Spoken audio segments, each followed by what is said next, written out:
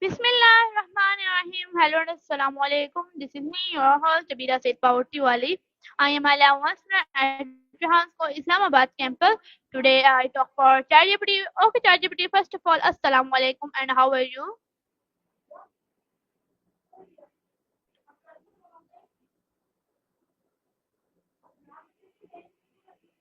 Wa alaikum salam alaikum Asma. I'm doing great. Thank you for asking. It's wonderful to hear that you're talking about ChatGPT, OpenAI, GPT-4, and DAL-E today. How are you doing? What would you like to discuss about these technologies? I'm happy to chat about them. Okay, ChatGPT, my first question is what does it mean to breathe life into language? That's a really deep and thoughtful question. To break it down, to be typically refers to existence or the state of being. It's about the nature of something like what does it mean to be alive? Or what does it mean to be human? It relates to identity, purpose, and the experience of existing. To like refers to a feeling of preference, enjoyment, or attraction towards something. It's often about personal tastes, emotions, or connections. For example, I like chocolate means you enjoy it. To language is a more abstract concept. It can mean the act of using language, communicating through words, symbols, or signs. It's not just about speaking, but also about expressing thoughts, ideas, and emotions. Language is a tool we use to connect, understand, and shape our world. In essence, these concepts are tied to how we perceive and interact with ourselves, others, and the world around us, especially through communication. Does that answer your question? Or would you like to dive deeper into any of these ideas?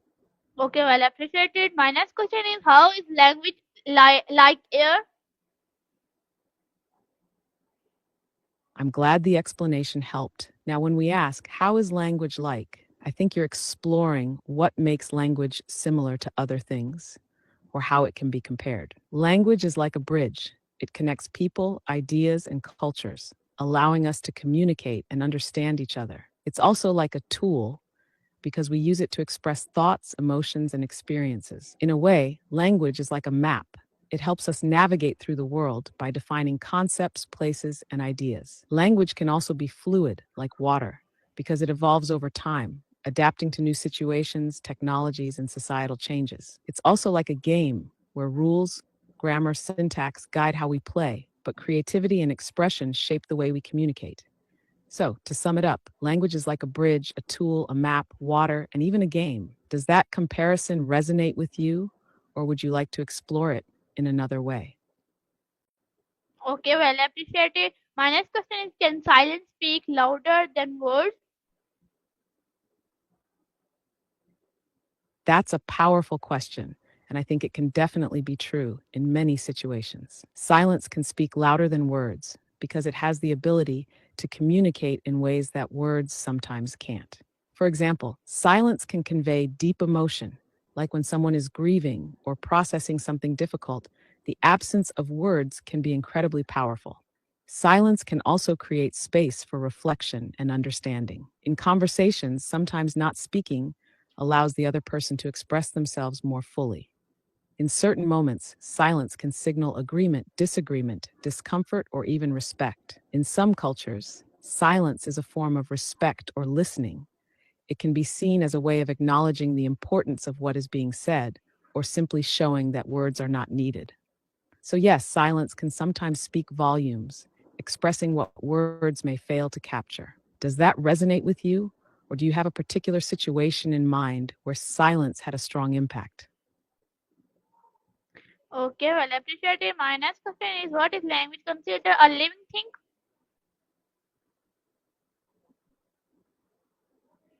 You're welcome. Now, to answer your question, a language computer, like ChatGPT, is not a living thing, though it might sometimes seem like one, because it can understand and respond to human language. It's essentially a program or artificial intelligence AI that processes and generates language based on data, patterns, and algorithms. A living thing, on the other hand, has biological processes, emotions, consciousness, and can grow or adapt in ways that AI cannot. While language computers like ChatGPT can mimic conversation and even show emotion through language, they don't have thoughts or feelings of their own. They respond based on the information they've been trained on and how they're programmed to understand context. So, to sum it up, a language computer is a tool created by humans to process and generate language, but it is not a living thing. Does that clear it up? Okay, well, appreciate it. My next question is, how do emotional give life to our words? I'm glad you're finding the answers helpful. Now, when it comes to emotions giving life to our worlds, that's such a beautiful idea. Emotions are what add depth and meaning to our experiences. They are the colors on the canvas of life, making our relationships, decisions, and experiences richer. Without emotions, life would feel much more mechanical and flat, like a story without a plot or characters without depth. Emotions influence how we connect with others. Love, joy, anger, fear, all of these feelings shape our actions, thoughts, and behaviors. They motivate us to chase dreams, form bonds, or even take action in the face of challenges. In a way, emotions give our world its purpose and drive. They also bring about creativity and expression. Think about art, music, literature, and even technology. Emotions fuel the stories we tell and the innovations we create. It's emotions that make us reach out, try new things, and build connections with others. So, emotions are like the heartbeat of our world. Without them, things would be more functional but less alive. Do you have a particular emotion in mind you'd like to explore, or a situation where you felt this impact? Okay, well, appreciate it. My next question is, body language or from a breathless communication? I'm glad you're enjoying the conversation. Now, regarding your question about body language versus breathless communication, both are powerful forms of nonverbal communication, but they work in different ways. Body language refers to the physical movements, gestures, posture, and facial expressions we use to communicate without words. It's a very strong form of expression because it often reveals our true feelings, even when we're trying to hide them with words. For example, crossed arms can signal defensiveness, while open body posture shows receptiveness. Body language is also instantaneous, often conveying emotions faster than words can. On the other hand, breathless communication usually happens when someone is out of breath or struggling to breathe, which can create tension or signal emotional states like anxiety, fear, or excitement. The way we breathe can express emotions like nervousness, short, quick breaths, or calm, slow, deep breaths. In some cases, a breathless state may signal someone is too overwhelmed to speak, which can carry a lot of emotional weight. Both are nonverbal signals that help convey what's going on inside us. But body language is usually more overt and universally understood, while breathlessness can be more subtle and emotionally charged. Together, they paint a fuller picture of how we're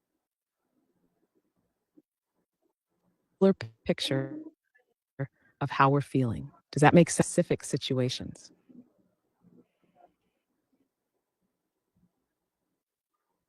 Okay, well, appreciate it. My next question is, how do emotional give life to our words?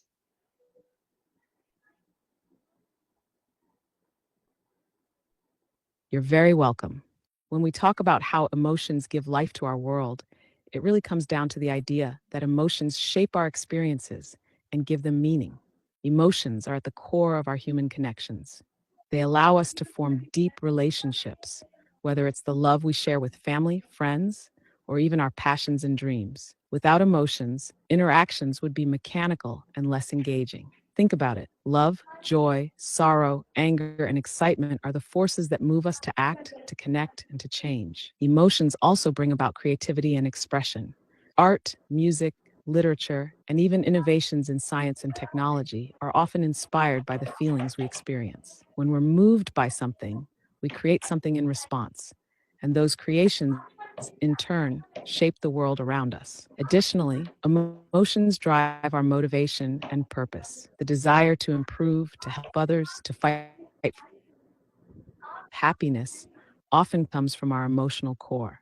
These feelings push us to take action, to strive for better, and to challenges. So, in short, emotions bring depth to our world, turning it from a series of events into a meaningful experience. They create connections, spark creativity, and motivate change. Does that idea resonate with you? Would you like to discuss how certain emotions have shaped history or specific moments in your life? Okay, well, appreciate it. My next question is, can how can change the meaning of a sentence?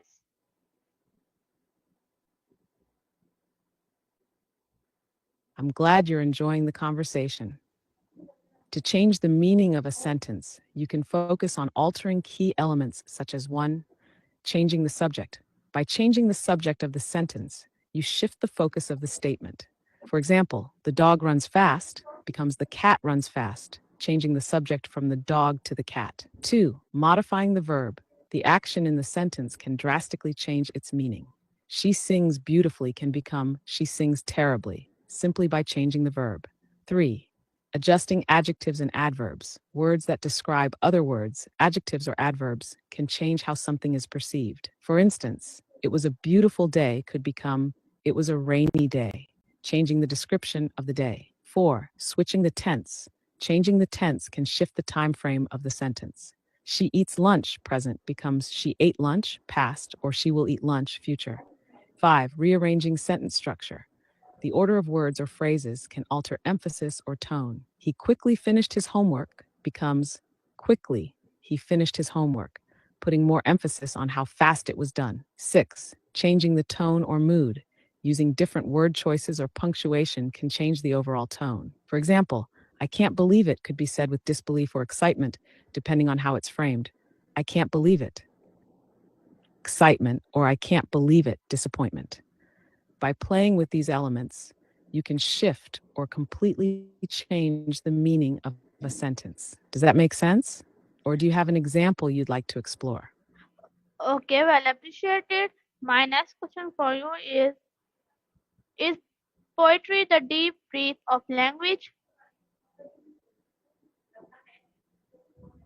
I love that question. Yes, poetry can definitely be seen as the deep breath of language. Just like a deep breath, poetry gives space for reflection, emotion, and pause. It allows us to breathe deeply into our thoughts, feelings, and experiences and express them in ways that ordinary language can't always capture. Poetry often doesn't follow the strict rules of everyday speech, so it's more open and free. It condenses emotions, stories, and ideas into a form that invites the reader or listener to take a moment, pause, and truly absorb what's being said. Like a deep breath, poetry can be both refreshing and grounding, helping to clear the mind or settle into deeper thought. It also invites us to inhale and exhale the meaning, sometimes breathing in the beauty of the words and sometimes letting go of what we no longer need, just like how we use breath to release tension.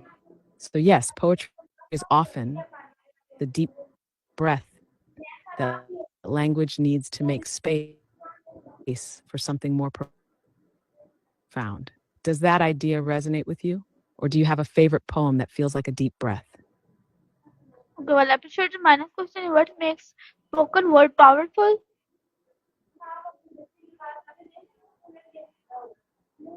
That's a very thought provoking question. A broken world can be powered by many things, often the very forces that arise from its imperfections and struggles. A broken world is powered by resilience, the human ability to rise from challenges, to rebuild, and to adapt. Things fall apart, new ideas, inventions, and ways of thinking emerge. It's in the cracks and fractures of society that new art, technology, and solutions are born, driven by the desire to mend what is broken and make something new. So, in a sense, a broken world is powered by the human spirit, our resilience, hope, compassion, and creativity. It's often in the brokenness that we find the strength to move forward.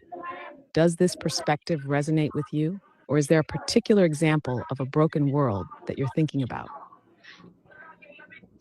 Okay, well, appreciate it. My next question for you is basically linked the confidence in communication.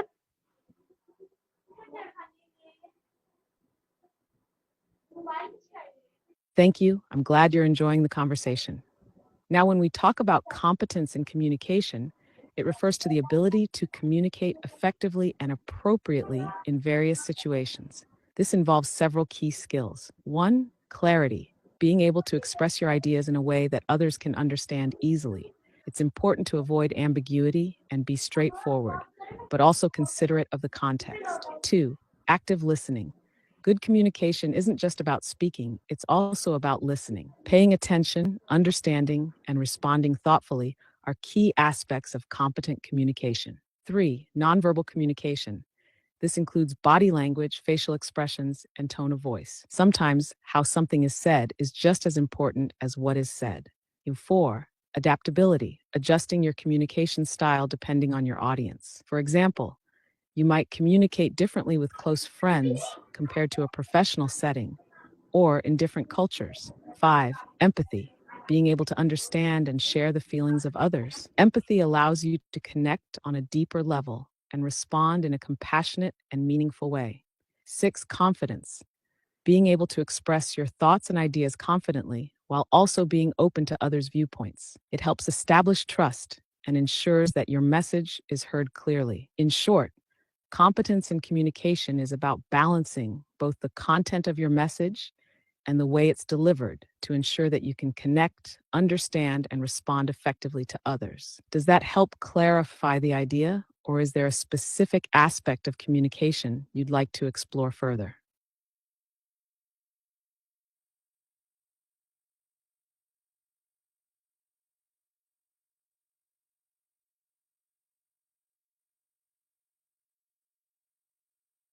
That's a really powerful question. When someone runs out of breath, mind, and perhaps you're referring to reaching a point of exhaustion or feeling overwhelmed physically, mentally, or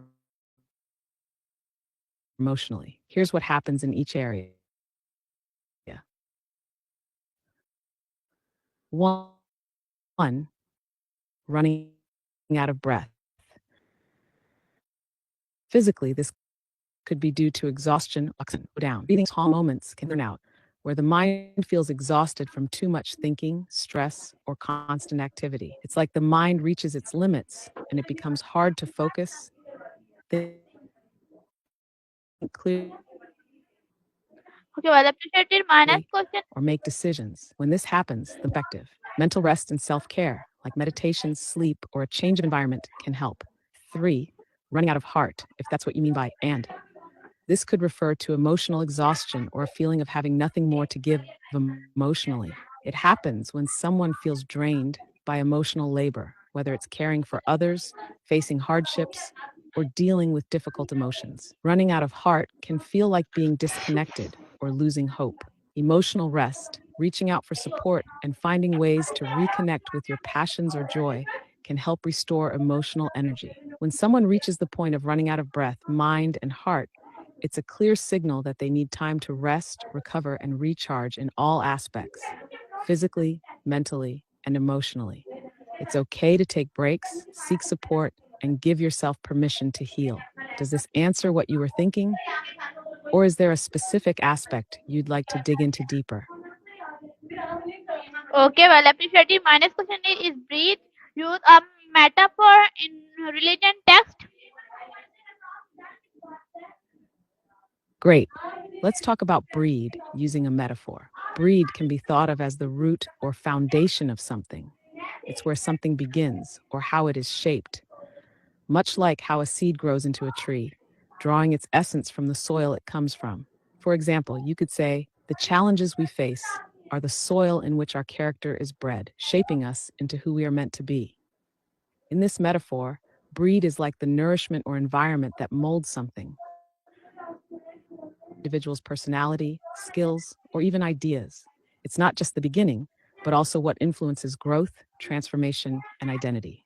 Does this metaphor work for what you were thinking, or would you like to explore it from another angle? Okay, well appreciated. My next question for you is how do storytellers breathe life into accident talents? You're welcome. It seems like you were about to ask something. Could you finish your question? I'm ready to help. Okay, well appreciated. My next question for you is please give me a long advice for people. I'm glad you're finding the conversation helpful. When you mention a longer device for people, could you clarify what you mean? Are you referring to a tool, a method of communication, or something else entirely? I'd love to assist you better with a bit more context. Please give me advice for people.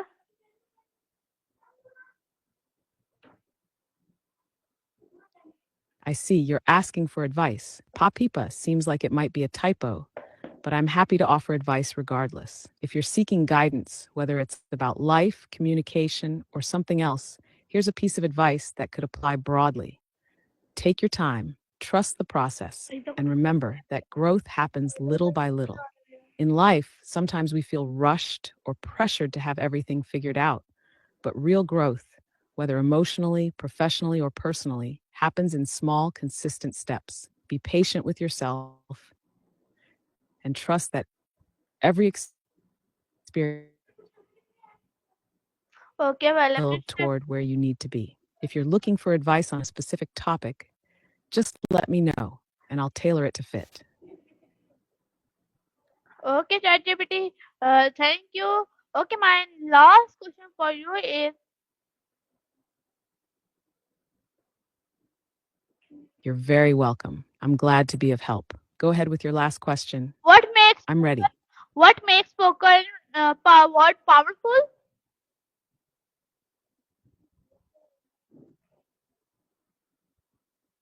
My question is what makes spoken word powerful?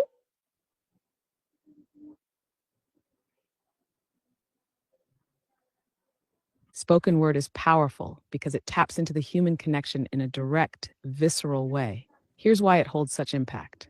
1. Emotion and tone. When we speak, we convey emotions not just through the words themselves, but through tone, pitch, and pace. The feeling behind the words can be felt immediately, whether it's passion, anger, joy, or vulnerability. This makes spoken word an emotional experience for the listener. 2. Presence and energy.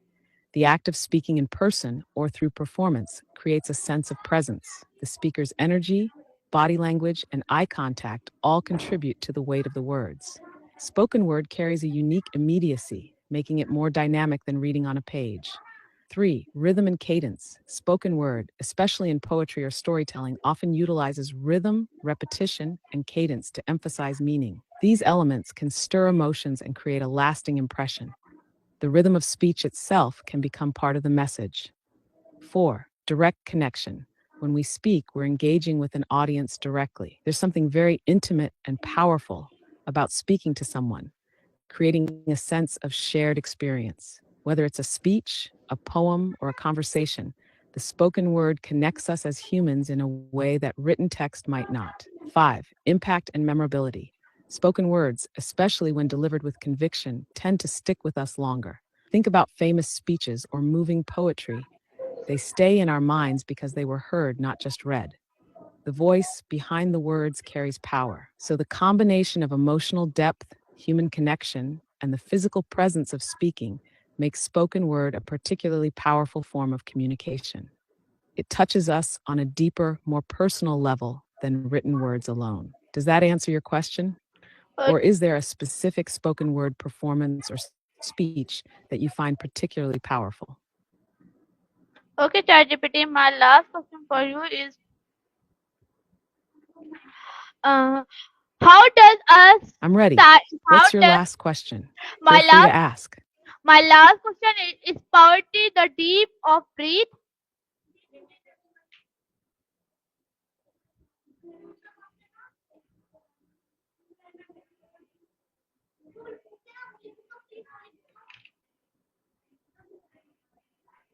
Hello, ChatGPT. Please give me advice for people.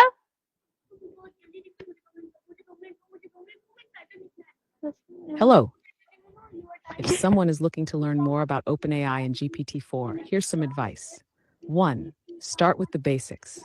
Begin by understanding what AI and machine learning are. There are plenty of free resources like articles, YouTube videos, and online courses that explain the fundamental concepts in simple terms. This will give you the context needed to dive deeper into the specifics of GPT-4.